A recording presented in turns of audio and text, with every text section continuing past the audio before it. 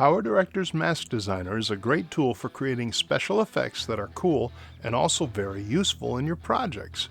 In this video, I'm going to show you two different useful effects you can create with Mask Designer.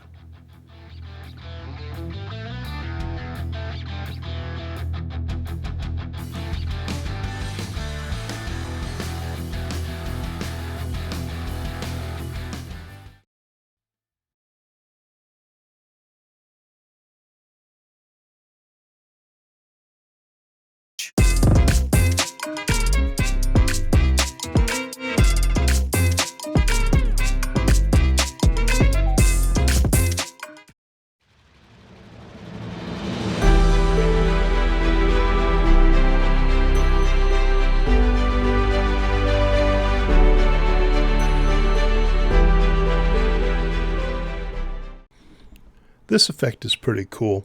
In this particular example, I'm using a video I shot of the Stanley Hotel. This is a very historic hotel in Colorado. It's on the historic landmarks list, but you probably know it from the movie The Shining. This is where they shot that movie, so it's a pretty cool place. Anyway, let's say I was going to do a video about The Shining, and I wanted a neat introduction to this, and so I think this effect is a really cool type of introduction to a video that you want to have a nice dramatic impact with. I've got the clip selected. The cursor is at the very first frame of the clip, and all I want to do is change my resolution, preview quality. I want to make it ultra high def. Okay. And the reason I'm doing that is I want a high resolution screen capture. So now I'm going to hit screen capture, and we will call it, I'm going to put it on my desktop. We will call it snapshot.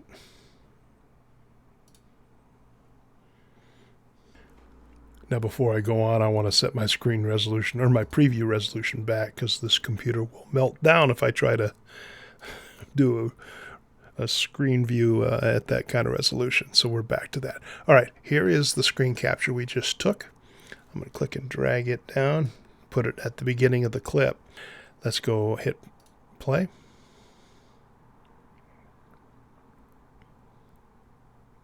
And then it rolls in. So now we have the picture set up, the still image leading into the clip, which creates a kind of a nice introductory effect in and of itself. But let's go ahead and select the still image. Now we're selecting the still and not the video clip, and go into our Mask Designer. And we are going to add a mask with this button right here for adding text. I want to select the impact font. It's kind of a nice shortcut you can type in if you know the name of your font, and it'll jump right to it. For the title, I want to call it Stanley.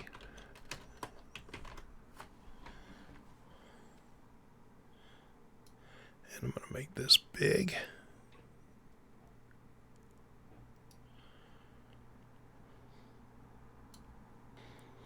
So I've got the mask all set up here, and I'm going to hit OK.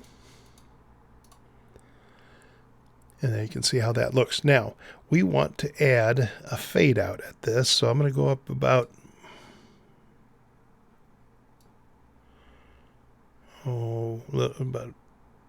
2 seconds. I'm going to put in an opacity marker, and I'll jump that up to 3 seconds or so. And I'll put in another opacity. This one, I've got the last one set. I want to make it 0. Hit OK. So now as this rolls in, hits the fade out, and goes into the video. Now all we have to do is go to our transitions, pick fade, drop a fade on the front of this thing, and we got to bring in some dramatic music.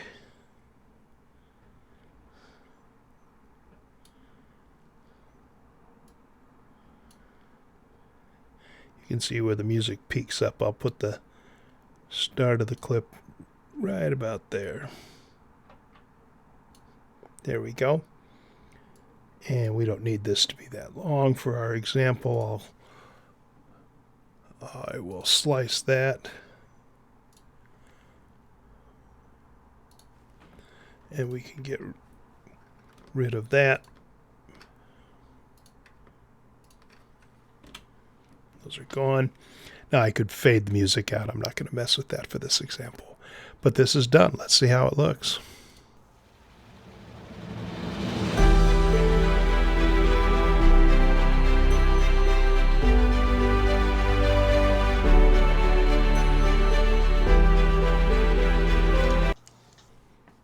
And there it is.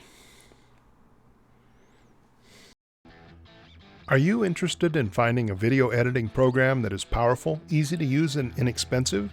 PowerDirector is a great choice for people new to video editing and experienced editors alike. On screen is a review of PowerDirector so you can learn more about the program, but if you're ready to buy PowerDirector, follow the link in the description below. You'll get the best available price for PowerDirector, and you'll help support this channel so I can make more tutorials for you in the future.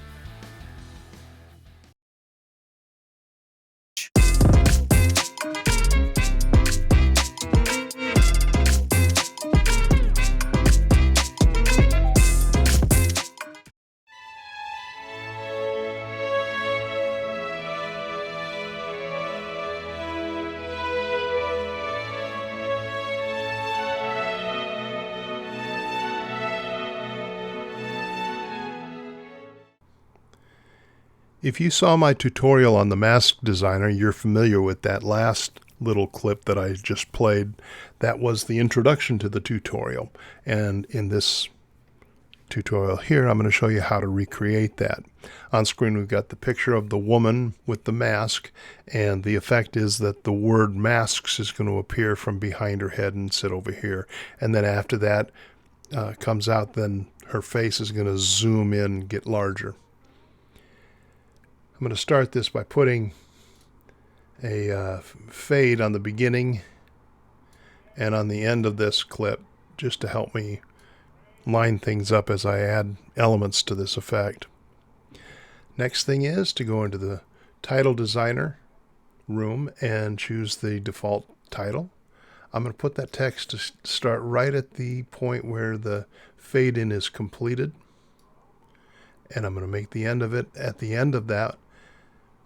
And that will have, ultimately I will put another fade in on that too. Let's double click on my title. With that selected, I'm going to change the words to masks.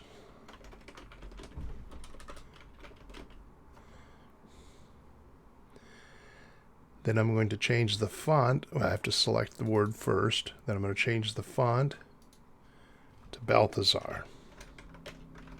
There it is.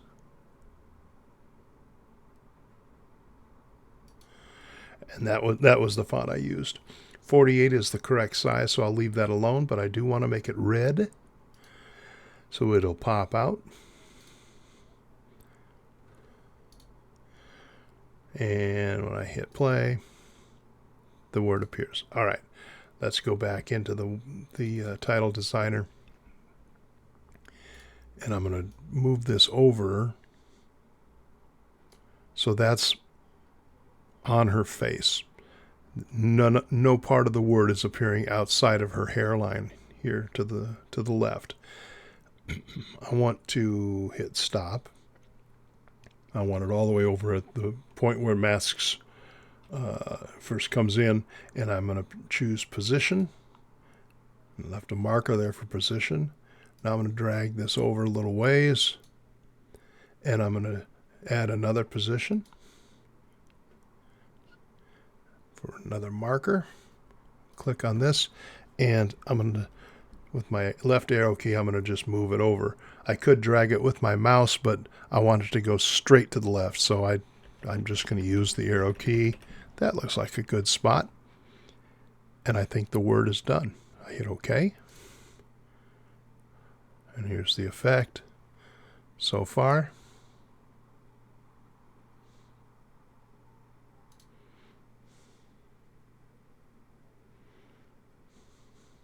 All right.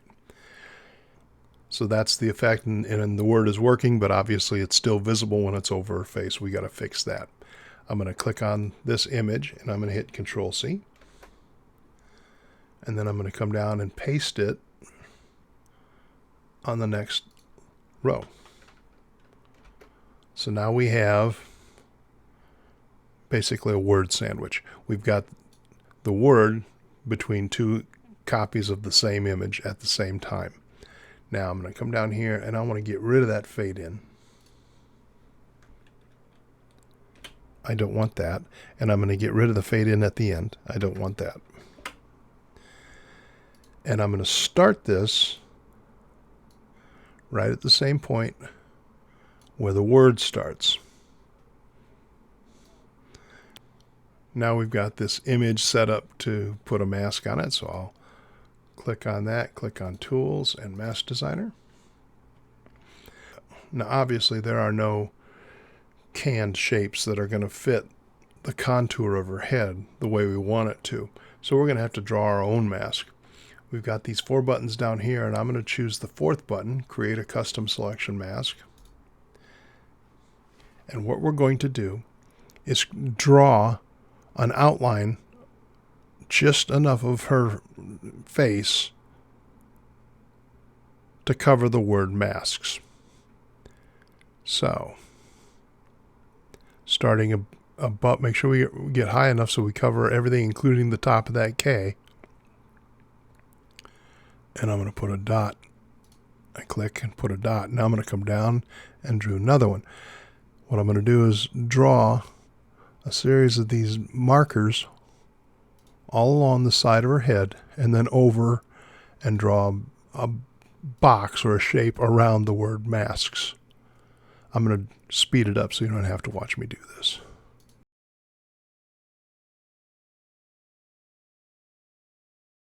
All right, I'm about to click again on the last marker, and that will complete the mask. You can see it turned into a hand. I click on that, and now we have the mask drawn. So if I hit OK, we're back to the graphic we had before, but now everything is cut out except of this bottom image except for this little piece here. So I hit play, and the words come out from behind her head. Now I want to do one more thing, well, a couple more things actually. Let's stop this when the word actually is fully visible. From that point on, I don't need this bottom image. The word is fully visible now, so I don't need the mask anymore at this point. So I'm going to clip and get rid of that. Now let's go back up to our background image. And at this point, we're going to start zooming in. We're going to start increasing the face of the woman, add a little dramatic element to this. So let's go into my PIP designer. So here's our timeline. The marker is at the right spot to start the zoom. So I'm just going to add a scale here. And then I'm going to drag the timeline all the way to the end. I'm going to add another scale. And let's give ourselves some room to work. And let's just make this whole thing bigger. And let's hit OK. Now, before we finish this effect, I've got some music to drop in here. There it is. We'll bring the music over. I can even put it up here if I want. All right. I do believe our effect is just about done. Nope, we got one more thing to do. Click on this. Make sure it's the same length as everything else. And we're going to fade out the text too. Fade in. Text appears, fades out. We are good to go. Click on this, hit home. Hit home. All right, we've got all the music in place. We got all the effects done. Let's watch it.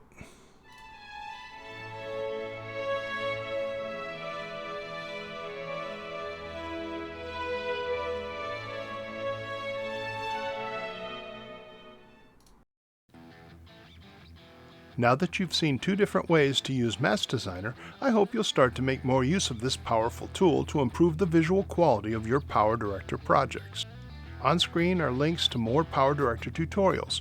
Be sure to click on the Cartoon Jeff to subscribe so you'll know when more tutorials come out. And be sure to hit thumbs up and leave a comment to tell me what you want to learn about PowerDirector next.